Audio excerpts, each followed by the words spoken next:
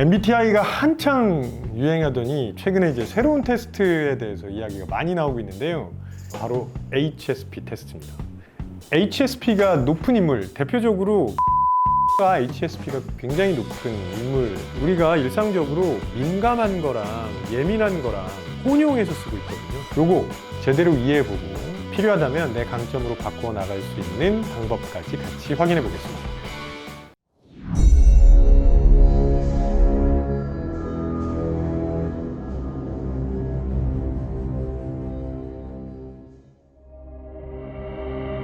사이코패스, 나르시시즘, 인격적 장애의 일종, 자신의 성공을 위해서는 가리지 않고 나쁜 짓을 저지르며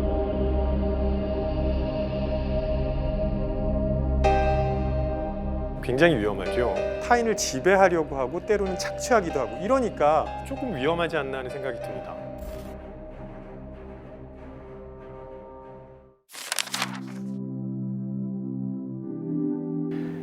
MBTI가 한창 유행하더니 최근에 이제 새로운 테스트에 대해서 이야기가 많이 나오고 있는데요. 바로 HSP 테스트입니다. HSP는 Highly Sensitive Person을 줄인 말이고요. 한국말로 바꾸면 정말 민감한 사람, 뭐 이 정도 될 것 같은데 이게 뭔가 하시는 분들 많을 거예요. 도대체 이 테스트가 갑자기 왜 주목을 받고 있는 거지? 그러실 수 있는데 요거 제대로 이해해보고 필요하다면 내 강점으로 바꾸어 나갈 수 있는 방법까지 같이 확인해 보겠습니다.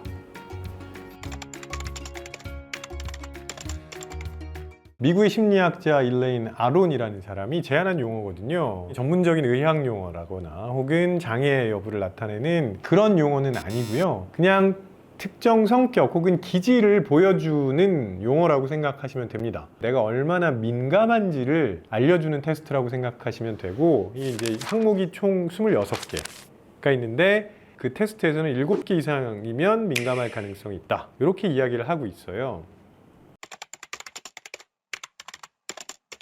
네, 제가 보기에는 이 결과를 오해하실 수 있어서 좀 미리 짚고 넘어가고 싶은 게 있는데요. 우리가 일상적으로 민감한 거랑 예민한 거랑 혼용해서 쓰고 있거든요. 민감하다는 거는요, 우리의 감각기관이 아주 약한 자극에도 반응할 수 있다는 거를 의미합니다. 그러니까 눈이 민감하다, 귀가 민감하다 이런 표현이라는 거죠. 예민한 거는 내 반응이 과도하게 나타날 가능성이 있는 걸 말해요. 예를 들어서 누군가는 그렇게 화낼 일은 아닌 것 같은데 라고 생각하는데 거기서 굉장히 화를 많이 내요. 과잉 반응이죠. 예민한 사람들이 보통 과잉 반응을 많이 할 가능성이 있습니다. 제가 상황을 하나 말씀드릴게요. 주변에 소음이 있어요. 근데 거기 있는 사람들 다 모두 민감한 사람이라고 해보겠습니다. 근데 그 10명 중에 몇 명은 그냥 좀 소리가 크구나 라고 생각하겠지만 또 그 중에 몇 명은 왜 이래 하면서 거기서 과도하게 반응을 할 수도 있습니다. 그건 예민한 겁니다. 네, 그래서 이걸 좀 구분해서 보셔야 되고요. HSP에서 이야기하는 건 민감한 거라는 겁니다.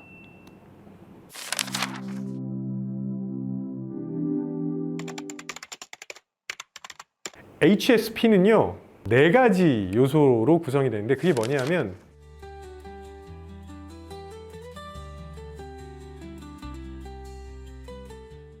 깊이 있는 사고 처리는 뭐냐면 우리가 어떤 자극을 접했을 때 그냥 단순히 이게 뭐구나 하고 끝내는 게 아니라 그 자극이 어떤 의미를 가지고 있는지를 깊숙하게 들여다 본다는 거죠. 그거 자체는 나쁘지 않아요. 근데 여기서 이게 잘못 발전하면 반추로 이어질 수 있습니다. 과거의 경험이랑 연결하는 과정에서 안 좋은 일들이 있을 수 있잖아요. 그러면 그거는 그냥 안 좋은 일이었구나 라고 끝내는 게 아니라 그걸 계속해서 반복해서 자꾸 떠올립니다.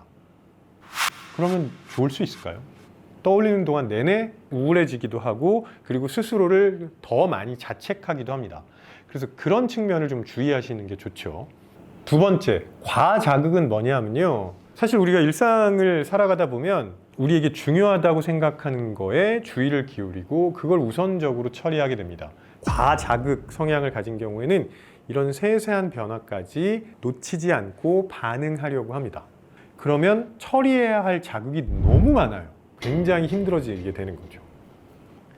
세 번째는 감정에 대한 반응성인데요. 이거는 다른 사람에 비해서 더 크게 반응을 한다는 겁니다. 그거 자체로는 문제가 없지만 너무 과도하게 되면 오히려 다른 생각을 못하게 막을 수도 있어서 그런 측면에서 좀 조심하시면 됩니다. 네 번째는 감각 민감성인데 이거는 HSP를 가장 대표하는 특성이라고 할 수 있어요. 이게 제가 아까 말씀드렸던 것처럼 우리에게 주어지는 감각 자극에 아주 민감하게 반응한다는 거죠. 아주 민감하게 반응하게 되면 일반적으로 잘 캐치하지 못하는 것들도 다 볼 수 있고 들을 수 있습니다. 주변 사람들은 놓치는 정보들을 다 찾아냅니다. 사실 굉장히 도움이 되는 사람일 수 있는 거죠. HSP가 높은 인물, 대표적으로 겨울왕국 보시면 엘사가 HSP가 굉장히 높은 인물이라고 할 수 있어요. 왜냐하면 엘사는 극 중에서 계속 본인의 감정이나 본인의 내면 세계를 아주 깊숙이 들어가서 내가 어떤 상태인지를 감지해 보려고 노력을 해요. 그리고 외부의 자극에도 민감하게 반응을 하죠. 그럼에도 불구하고 엘사에게 우리가 배울 점이 있는데요. 그런 반응을 보이면서 내가 어떻게 받아들여야 할지에 대한 고민을 같이 한다는 거죠. 사실 겨울왕국의 엘사는 HSP 성향이 매우 높지만 그걸 아주 본인에게 맞게 발전시킨 캐릭터라고 할 수 있죠. 그리고 짱구는 못 말려 많이들 보시잖아요. 거기에 철수가 보면 감정 변화에 굉장히 민감해요. 그리고 특히 우리나라에서 굉장히 중요한 거죠. 눈치도 빠릅니다. 근데 눈치가 빠르다는 얘기는 뭐냐면 주변의 세세한 변화를 잘 감지한다는 거예요. 친구가 지금 어떤 상황에 있는 건지도 당연히 훨씬 더 잘 알게 될 거고요. 친구의 상황에 맞게 챙겨주니까 아주 섬세해 보이는 거죠. 이 외에도 사실은 예술이나 창작에 종사하시는 사실 거의 대부분의 분들이 HSP 정도가 높을 가능성이 있습니다. 그러니까 예술 분야에서 계속 무언가를 만들어내야 돼요. 그러면 다른 사람이 잘 보지 못하는 것, 놓친 것들을 보고 그걸 다른 방식으로 해석하고 그래야 새로운 무언가가 나오잖아요. 그런 측면에서는 창작 분야에 종사하시는 분들은 HSP가 되게 높다. 그렇게 보고 있습니다. 일단 내가 얼마나 민감한지 그것부터 확인하셔야 됩니다. 조금 더 풀어서 이야기하면 내가 지금 어떤 감정을 어느 정도 느끼고 있는지를 파악하셔야 된다는 얘기입니다. 그냥 기분 좋을 때는 대박 이러고 좀 짜증날 때는 헐 이렇게 끝나면 안 된다는 거예요. 우리 인간의 감정은 그렇게 단순하지가 않습니다. 좋은 일이라고 해도 정말 뛸 듯이 기뻐할 일이 있고 그냥 미소 지을 만한 정도의 일이 있는 거예요. 그러니까 내 감정의 종류와 정도를 파악하는 연습을 계속 하셔야 됩니다. 그래야 기본 준비가 되는 거고요. 그 다음에는 어떻게 해야 될까요? 민감하다면 그걸 통해서 내가 얻어갈 수 있는 것들을 생각해 보셔야 된다는 얘기죠. 그래서 사실 HSP 자체가 좋다 나쁘다 이렇게 받아들이실 필요는 없다고 보고요. 결국은 우리 사회가 이렇게 다양한 사람들로 구성되어 있다고 생각하시는 게 더 맞을 거고 그 다양한 사람들 중에 나는 HSP가 높은 사람이고 그러면 내가 보여줄 수 있는 내가 맡을 수 있는 역할을 하면 되는 거죠. 자, 우리는 꽤 오랫동안 민감함이 문제 혹은 결함이라고 생각해 왔습니다. 근데 세상은요 다양한 성격, 다양한 특징, 다양한 특성을 가지고 있는 사람들이 모여 있고요. 민감함도 그 중에 하나입니다. 그런 사람들이 없으면 우리 공동체나 우리 사회는 불완전해질 수밖에 없을 거예요. 그래서 저는 일단 본인의 성격을 제대로 파악하시고 그것 자체에 대해서 자책하기보다는 어떻게 강점으로 활용하실 수 있는지를 고민하셨으면 좋겠고요. 주변에 있는 분들, 내 친구가 혹은 내가 아는 사람이 민감하다고 그걸 뭐라고 할 게 아니라 그 사람이 할 수 있는 역할에 훨씬 더 집중해 주셨으면 좋겠습니다. 흔히 지루하다고 얘기하면 재미없는 영화 볼 때 혹은 대화를 하는데 별 의미가 없는 대화가 오랫동안 지속될 때 또는 아무것도 안 하고 그냥 있을 때 이럴 때 지루하다고 보통 표현을 많이 하는데요. 최근에는 너무 바쁘게 이어지고 있는 일상 속에서도 지루함을 느끼는 사람들이 있다고 합니다. 그래서 이번 시간에는요. 현대인들이 가지고 있는 지루함의 실체 자세하게 확인해 보겠습니다.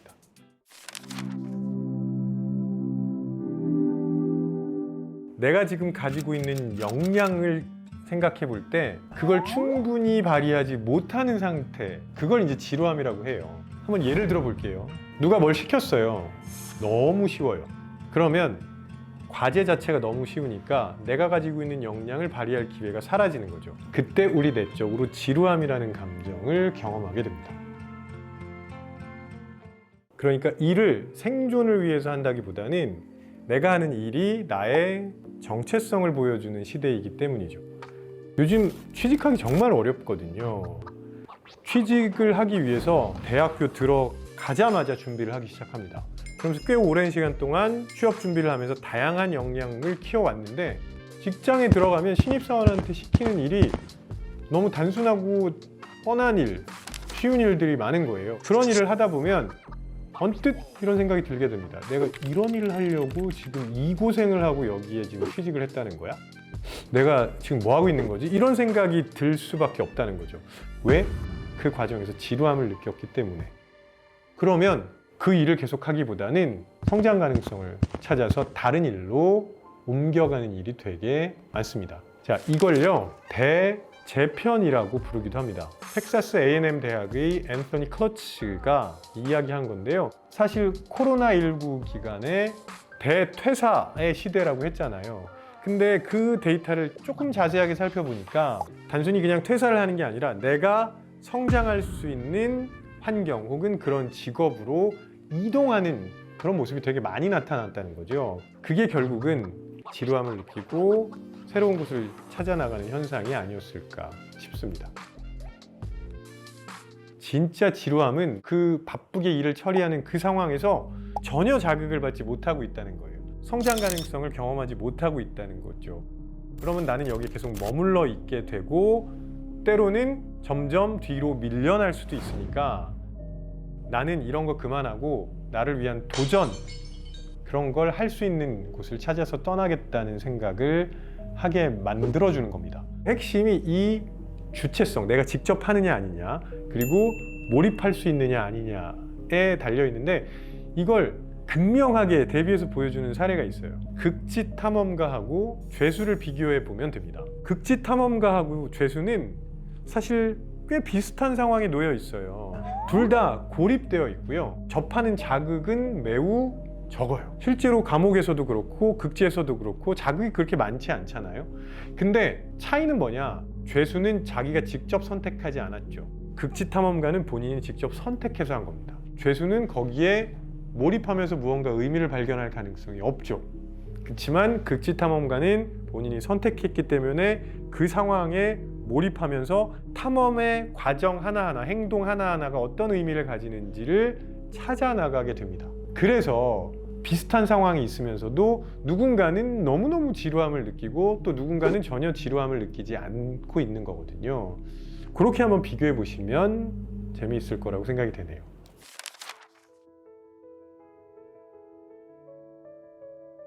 단기적으로는 과제의 난이도를 조정하셔야 되는 거죠. 그렇죠?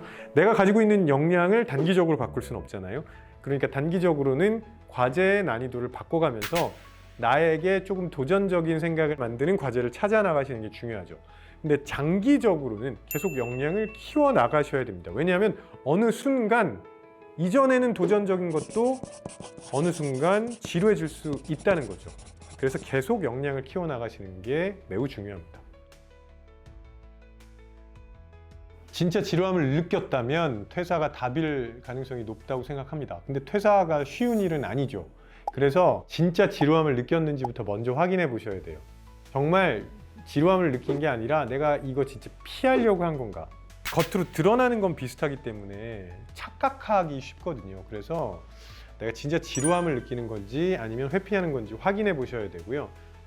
정말 지루함을 느낀다면 바로 퇴사하지 말고 그거보다 나를 자극할 수 있는 다른 과제를 요청하시기 바랍니다. 그런 요청을 받아들여주는 조직이라면 저는 충분히 그 조직 안에서 성장할 수 있다고 생각하거든요. 다른 과제들 해가면서 지루함을 느끼는지를 확인해 보시면 되죠. 이런 과제 저런 과제 다 해봤는데 그럴 때마다 지루하다고 느낀다면 그 일이 나한테 맞지 않는다는 겁니다. 그러면 그때는 과감하게 다른 부서로 옮기거나 답이 안 나올 때는 진짜 퇴사를 하고 다른 일을 찾아보시는 것도 방법일 수 있는데 그 전에 제가 말씀드린 시도를 꼭 해보셨으면 좋겠습니다.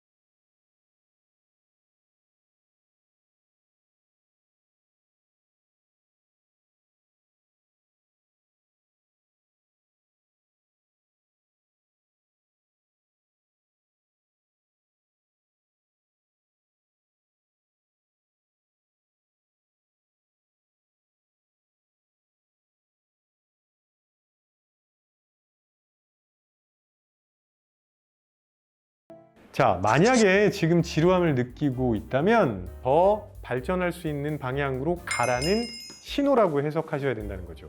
무언가 바꿀 때라는 겁니다. 신호를 제대로 해석해서 내가 성장할 수 있게 무언가를 설계하고 거기에 몰입할 수 있는 방법을 찾으신다면 지루함은 정말 좋은 출발점이 될 겁니다.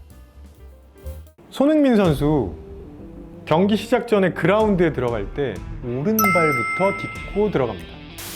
지면 옷을 버렸어요. 다시 안 입었어요.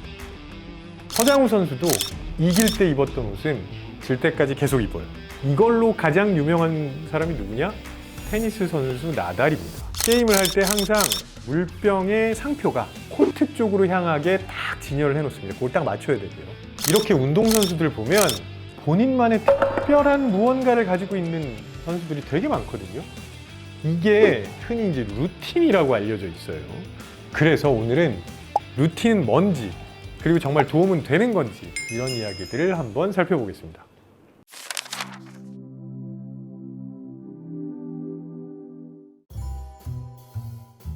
아침에 일어나자마자 아무 생각 없이 욕실로 들어가서 세수하고 양치하고 이런 것들이요. 그런 건 습관입니다. 내가 지금 의식적으로 무언가를 한다는 걸 떠올리지 않고 하는 거예요. 자, 그런데 루틴은 뭐냐? 예를 들어서 운동선수들이 경기를 시작하기 전에 일어나서 아침에 무조건 물을 한 잔 마시고 그 다음에 스트레칭을 하고 그 다음에 다음 단계 운동을 하고 워밍업부터 시작해서 쭉 준비하는 것들 있죠. 내가 일상적으로 반복하고 있는 행동이긴 한데 내가 지금 그거를 하고 있다는 걸 알고 있어요. 그리고 이유도 있습니다. 네, 그게 이제 루틴이에요. 우리가 흔히 루틴이라고 부르지만 리추얼인 게 있습니다. 내가 거기에 감정과 의미를 실어서 좋은 결과를 기대하고 일부러 하는 행동을 말합니다. 그걸 리추얼이라고 해요.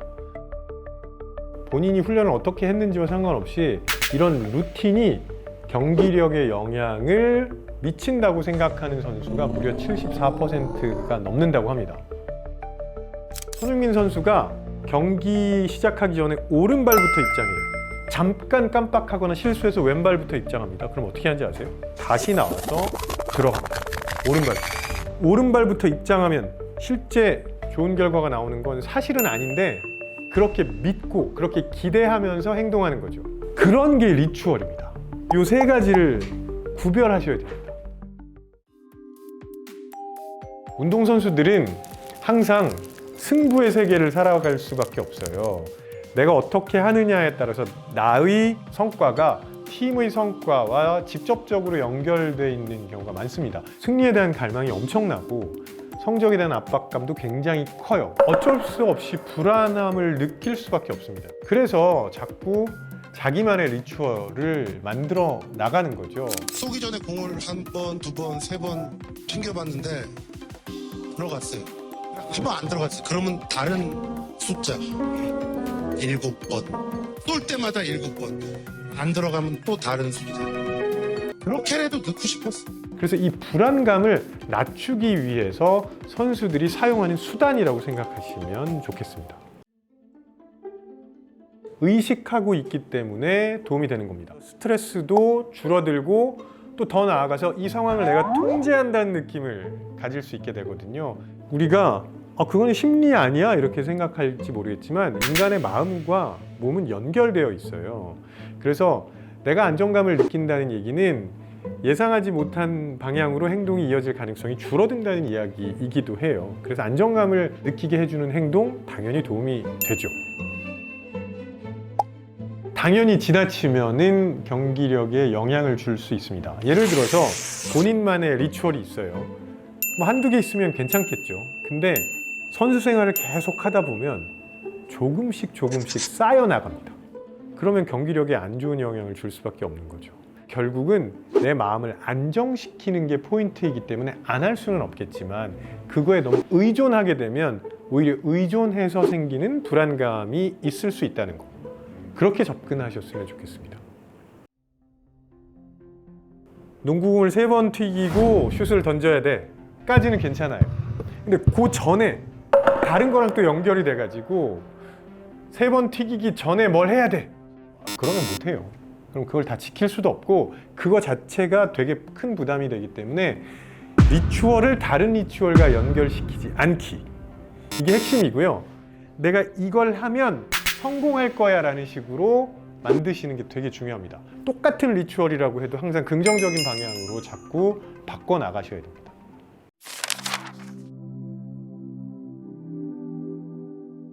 루틴은 당연히 필요해요.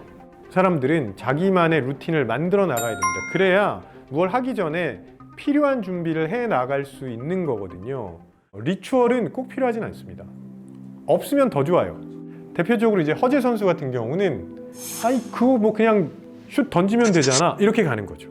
그 성격의 영향이 조금 있어요. 근데 일반적으로 얘기하면 없는 게 당연히 좋습니다. 그래서 굳이 없는데 만들려고 노력하실 필요는 없고요. 다만 루틴은 나를 준비시키는 거기 때문에 나만의 루틴을 만드셔야 됩니다. 아까 말씀드렸던 것처럼 루틴은 나를 준비하게 도와주는 단계들이거든요. 부자들의 성공 습관 뭐 이런 종류의 책이 되게 많잖아요. 이것만 따라하면 너도 부자 될 수 있다. 그것만 따라해도 부자가 되지 않습니다. 그래서 나만의 루틴, 그걸 꼭 개발하셨으면 좋겠습니다. 아침에 일어나서 출근길에 붐비고 정신없지만 이어폰 끼고 15분 동안 내가 좋아하는 분야의 팟캐스트나 유튜브 영상이나 이런 것들을 듣는다. 그런 게 일종의 루틴이에요. 하루에 15분 별거 아닌 것 같지만 그게 열흘이면 150분이고 한 달이면 450분입니다. 그게 1년이면은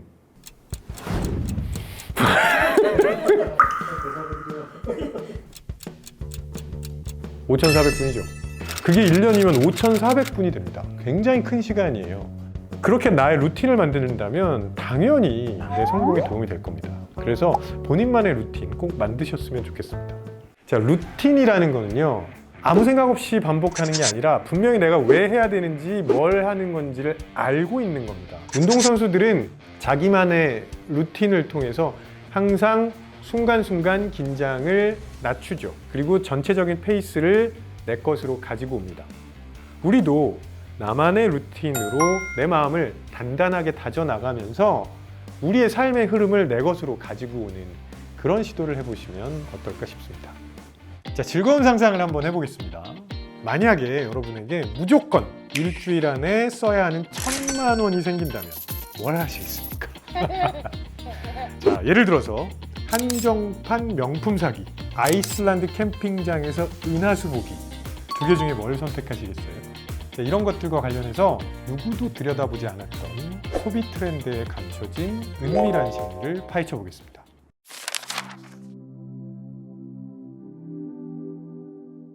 자, 오늘은 제가 먼저 질문을 드려보겠습니다. 네. 자, 제작진분들께 여쭤보겠습니다. 혹시 가장 최근에 산 물건이 있으신가요? 자, 메인 PD님부터 부탁드리겠습니다. 네. 위고비를 샀습니다. 아, 위고비를? 네, 만족감이 좋습니다. 아, 네, 10kg 빠졌습니다.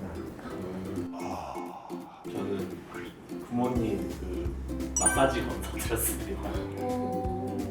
아니 그런 거 저를 말고요. 위한 거를 에이, 아직 진짜. 소비를 많이 부모님을 위해서 마사지건. 어, 대학생은 뭘 샀을까? 아 대학생이구나. 저는 그 세컨드 폰을 샀어요. 세컨 폰을. 메인 폰 쓰는 거 말고 네네. 사진 찍는 용. 사진을 왜 찍으세요? 주로 무슨 사진을? 놀러 갔을 때 음식 사진, 음. 풍경 사진. 여기서 확실하게 차이가 좀 나는 게 뭐냐면 연령이 낮을수록 경험에 소비하는 모습이 보이고 우리 메인 PD님은 자기 몸에 투자하는 예전에는 그냥 물건을 소유하고 싶어 했어요. 근데 요즘은 이렇게 내가 경험하는 거를 저장해서 기억할 수 있는 그런 쪽에 투자를 많이 하고 있다는 거죠. 왜냐하면 소유에 대한 만족감이 시간이 지날수록 줄어들기 때문에 그래서 요즘 경험에 대한 소비가 늘어나는 게 아닐까라는 이야기를 많이 하고 있죠. 진화적으로 볼 때 우리 인간은 새로운 자극에 주의를 기울이게 됩니다. 이게요, 물건에 대한 감정에도 똑같이 적용이 됩니다. 그게 긍정적인 감정이든 부정적인 감정이든 점점 익숙해지게 되죠. 이걸 이제 소위 쾌락 적응이라고 하는데 처음에 딱 샀을 때는 우리 뇌가 이 새로움에 반응을 하는데 결국 새로움이라는 건 하루가 지나고 이틀이 지나면 그냥 일상이 되는 거죠. 그러면 기쁨은 줄어들게 되고 또 새로운 걸 다시 원하게 되고 그러면 점점 소유를 위한 소비만 반복하게 된다는 겁니다. 조금 전에 말씀드렸던 쾌락 적응이 바로 해답인데요. 결국 그 얘기 뭐냐면 나는 새로운 거, 더 좋은 걸 찾고 싶은 욕구가 계속 작용을 한다는 거죠. 그리고 또 하나 중요한 건 뭐냐면 우리 인간은 혼자 살아가지 않아요. 사회적인 동물이기 때문에 지속적으로 비교를 합니다. 그래서 내가 무언가를 가지고 있는 게 나를 보여주는 일종의 과시수단이 되는 거죠. 또 다른 측면은 뭐냐면 내가 가진 물건이 나의 정체성을 확인해 줍니다. 내가 특정 브랜드의 신발을 신고 있는 사람이다. 내가 이런 정도는 구매할 수 있는 사람이다. 이렇게 나의 정체성을 확인하고 그거 자체로 내 이미지를 강화해 줍니다. 그래서 자꾸 끝없이 소유하고 싶은 게 아닐까 싶고요. 이걸 자극하는 게 바로 소위 한정판 마케팅인 거죠. 일단 지금 청년 세대가 소유할 수 있는 게 별로 없습니다. 세상에 나왔는데 세상의 거의 모든 거에 다 이름표가 붙어 있는 거예요. 다 주인이 있어요. 그러니까 내가 가질 수 있는 게 별로 없어요. 게다가 우리나라의 경제 수준도 상당히 올라가다 보니까 웬만한 걸 가져서는 나 자신을 특별하게 표현하는 건 불가능합니다. 그러니까 소유보다는 경험을 소비해서 누구나 가지고 있는 게 아니라 나만 가질 수 있는 무언가를 자꾸 찾아 나가는 거죠. 이게 훨씬 더 심리적인 만족감을 줄 수 있거든요.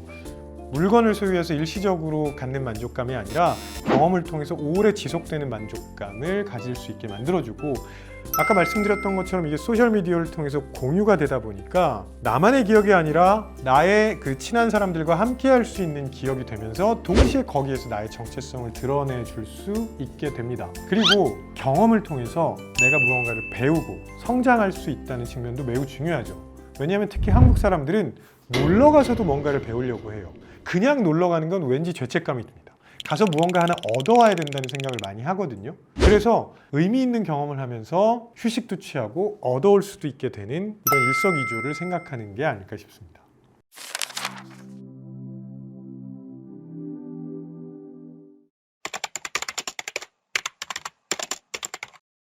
사람들은 이거를 다르다고 지금 어찌 보면 착각하고 있는 건지도 모르겠습니다. 이 결국 물질에 대한 소유욕이냐 경험에 대한 소유욕이냐 그 차이만 있을 뿐 본질적으로는 같다고 보고 있거든요. 예를 들어서 노트북을 구매했어요. 그러면 새로운 걸 가지게 됐죠. 그리고 그걸 통해서 무언가 새로운 작업을 하고 더 열심히 일하고 그래서 생산성을 높일 수 있다는 생각을 하게 됩니다. 그러면 자신감으로 이어지죠. 자, 내가 나의 업무와 관련된 중요한 강의에 참여했습니다. 클래스에 등록해서 들었어요. 그러면 그걸 통해서 내가 무언가를 얻으면서 내 능력이 향상될 거라는 기대를 가지게 되고 그게 자신감 증가로 이어지는 거죠. 그럼 결국은 최종적인 결과물은 같아요. 내가 그 자신감을 점점 증폭시켜서 나의 삶을 조금 더 윤택하게 만들고 더 의미 있고 행복하게 만들고 싶다는 그런 욕구로 이어지는 거잖아요. 사실은 맥락이 같다고 보는 거죠. 감정 조절도 비슷하게 연결이 되는데요. 많은 분들이 지치고 힘들 때 쇼핑을 합니다. 왜 하시나요? 기분 좀 바꿔보려고. 그렇죠? 같은 맥락으로 힘들 때 콘서트를 가고 여행을 가고 무언가를 관람하러 갑니다. 왜? 기분 좀 바꿔보려고 그러는 거죠. 이걸 전체 맥락으로 살펴보면 결국은 같은 목적으로 이어지는 행위라고 할 수 있습니다. 소유냐 경험이냐 둘 중에 하나만 소비하는 사람은 아마 없을 거예요. 그런데 선호하는 거는 있죠. 아무래도 좀 안정적인 성향을 가진 분들은 물질을 소유하는 걸 선호합니다. 항상 내가 산 게 여기 있잖아요. 성장 욕구나 변화를 추구하는 성향이 강한 분들은 경험을 소유하고 싶어 합니다. 내가 이 경험을 통해서 한 단계 레벨업 하고 싶어. 혹은 다른 사람은 해보지 않은 나만의 경험을 하고 싶어. 그래서 나는 내 삶을 질적으로 변화시키고 싶어. 이런 생각을 하시게 되고 자연스럽게 그쪽에 조금 더 초점을 맞추시겠죠. 오늘 소유와 경험에 대한 소비 이 이야기를 한 이유가 있는데요. 우리가 소위 트렌드에 자꾸 휩쓸려가지고 소유를 위한 소비는 시대에 뒤떨어지고 좋지 않다 이렇게 인식하실 수 있거든요. 그래서 그냥 경험을 소비해야 된다. 이렇게 이어지게 되는데 경험을 소비하는 것도 여러 가지 자원과 시간과 노력을 투자하는 겁니다. 그래서 이걸 굳이 구분을 해가지고 이거는 괜찮고 이거는 별로다 이렇게 말씀하시는 거는 제가 보기엔 좀 적절하지 않습니다. 그러니까 내가 진짜 원하는 게 뭔지 한번 들여다보는 시간을 가지고 그게 물건이든 경험이든 간에 내가 정말 원하는 소비를 하실 수 있을 거라고 봅니다. 굳이 남들 신경 쓰지 않고 내가 원하는 거 찾을 수 있다면 그게 충분한 가치 있는 소비가 되지 않을까 싶습니다. 요즘 아이들이랑 대화하다 보면 그냥 GPT한테 물어봐 이런 얘기 아마 많이 들어보셨을 거예요. 뭐 수학 문제를 풀 때, 에세이 과제, 심지어는 엄마를 설득하는 방법 이런 것까지도 묻는다고 하네요. 예전에 진짜 모르는 단어 나오면 그거 찾으려고 이만큼 두꺼운 사전 뒤졌던 저한테는 참 낯선 풍경입니다. 근데 또 한편으로는 현재의 아이들에게는 어찌 보면 당연한 모습이 아닌가 하는 생각이 들기도 해요. 근데 문제는 이래도 괜찮은 거냐? 우리 아이들의 일상에 완전히 스며든 인공지능 이거 피할 수 없을 것 같은데요. 어떻게 해야 잘 쓸 수 있는 건지 그걸 좀 생각해 봐야 하지 않을까 해서 오늘 이야기를 준비해 봤습니다.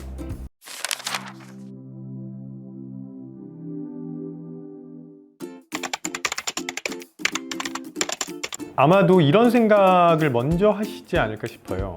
AI를 사용하는 게 맞을까? 아니면 조금 늦게 노출시키는 게 맞을까? 코딩 이거 이제 필수적이라는데 근데 코딩 교육을 시키자니 코딩도 생성형 AI가 이제 대체한다고 하고 그럼 도대체 무슨 공부를 시켜야 되지?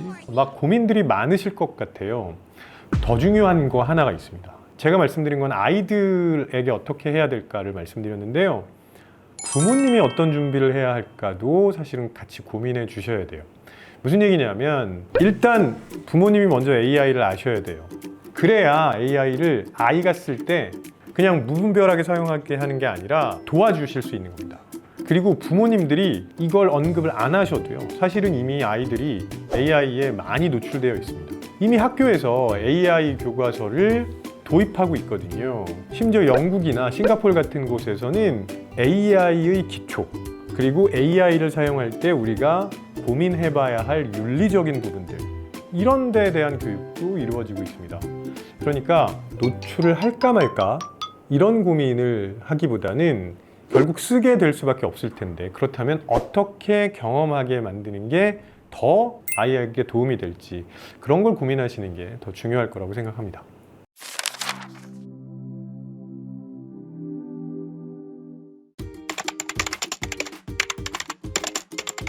살다 보면 혹은 공부를 하다 보면 무언가를 찾다 보면 모르는 게 항상 생겼어요.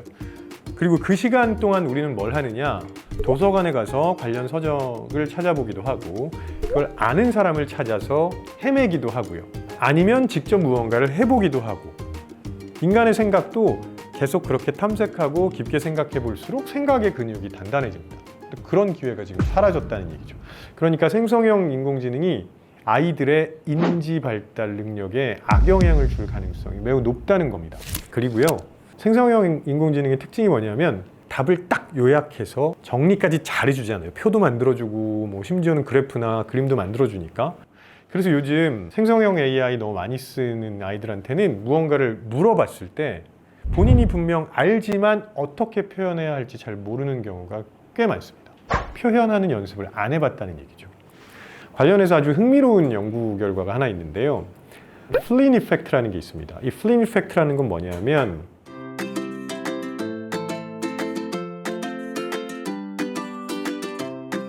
예전보다 사회가 점점 더 복잡해지면서 다양하고 복잡한 자극에 노출되는 빈도가 늘어났고 그러니까 고차원적인 생각을 하는 기회도 늘어났기 때문에 문제 해결 능력도 자연스럽게 같이 발달해 왔던 거거든요. 그러니까 실제 IQ가 늘어났는지 아닌지는 모르겠지만 IQ 검사에 나오는 문제들을 푸는 능력은 분명 좋아졌을 가능성이 있습니다. 그런데 문제는 뭐냐면 최근에 보니까 오히려 플린 이펙트가 반대로 나타나요. 그러니까 IQ 점수가 올라가는 게 아니라 오히려 떨어졌다는 거죠. 이건 무슨 말일까요? 문제를 안 풀고 있다는 겁니다. 그런 차원에서 본다면 정말 이런 경향이 지속됐을 때 지능이 떨어질 수도 있지 않을까라는 걱정을 하게 됩니다. 또 하나, 사실 굉장히 아이러니한 걸 수도 있는데요. 일종의 권위 착각이 발생합니다. 부모님 생각하시기에 그게 아니에요. 그래서 그건 이게 아니야 라고 말씀을 하셨더니 아이가 대뜸 아니야 엄마가 틀렸어, 아빠가 틀렸어 이렇게 얘기하는 거예요. GPT가 이렇게 알려줬는데 인공지능이 알려준 게 정답이라거나 혹은 진리라고 생각하는 거죠. 여기서 부모님들 굉장히 당황하게 됩니다. 그때 야 걔가 뭘 안다고 네가 이렇게 말해 라고 혼내시면 안 돼요. 누구나 잘못 말할 수 있고 누구나 잘못 찾을 수 있다는 방식으로 유도를 해주셔야지, 아니면은 엄마 아빠는 잘 모르면서 왜 나 혼내지? 이렇게 오해할 수도 있습니다. 그래서 제가 보기에 생성형 인공지능을 아이들이 쓰게 될 수밖에 없는데요. 이런 문제점들이 있다는 걸 알고 계시고 잘 쓰도록 유도해 주셔야 돼요. 무슨 얘기냐면 우리는 인공지능에게 답을 물어봤을 때 길어야 1, 2초 있으면 답이 올라오기 시작하죠. 그러니까 거의 즉각적으로 답을 받는 거예요. 근데 이렇게 즉각적으로 답을 받게 되면 나도 모르게 얘를 신뢰하기 시작합니다. 이게 저는 가장 큰 문제라고 생각해요. 우리 인간은요 그렇게 생각해 오지 않았습니다. 항상 문제를 받게 되면 여기에서 이런 이야기는 왜 했을까, 얘가 내가 한 질문에 대해서 얘는 왜 이런 식으로 답을 말할까, 이 한 박자 쉬고 생각하는 거, 이거 우리가 원래 해오던 거거든요. 그걸 뭐라고 표현하냐면 버퍼링 상태라고 표현합니다. 우리 뇌가 잠시 정리하고 고민하는 그런 시간인 거죠. 이 버퍼링 상태를 아이들이 경험할 수 있게 해주셔야 됩니다. 일단 인공지능에게 먼저 물어보지 않게 하시는 겁니다. 아빠는 이렇게 생각하는데 넌 어떻게 생각해? 혹은 아이들한테 먼저 말하게 유도해 주셔도 좋고요. 그래서 인간의 생각을 먼저 꺼내게 해보자는 겁니다. 그럼에도 불구하고 아이들이 그럼 GPT한테 물어보자 하면 그때 물어봐 주세요. 자, 이미 인간의 생각이 나왔어요. 그 다음에 GPT의 생각이 나오죠. 비교하실 수 있잖아요. 또 하나, 아이들이 무언가를 궁금해할 때 질문을 한번 떠올려 보게 하는 겁니다. 이걸 어떻게 물어보면 좋을까? 질문에 따라서 어떤 답이 나오는지를 비교하게 해주는 겁니다. 그러면 질문을 하는 능력이 향상될 수 있거든요. 이렇게 코칭해 주시는 것도 괜찮지 않을까 싶습니다. 지금은 사실 AI 혁명이 진행되고 있는 시대라고 해도 과언이 아니거든요. 근데 그 과정에서 주의하셔야 될 건 뭐냐면 AI가 정답을 주는 무언가가 아니라 우리의 생각을 도와주는 도움이라고 좀 접근하셨으면 더 낫지 않을까 하는 생각을 하게 되고요. 그래야 인공지능에게 지배당하는 아이가 아니라 인공지능을 도구로 사용할 수 있는 아이로 성장할 수 있게 될 거예요. 특히 많은 것들을 그냥 자동적으로 해결해 주기 시작하는 인공지능 시대에 인간이 가져야 되는 능력은 고민하고 생각하고 질문하는 능력이라는 거, 그런 연습을 부모님과 같이 한번 해주시면 제대로 된 인공지능 사용법 습득하게 해주실 수 있을 거라고 생각합니다.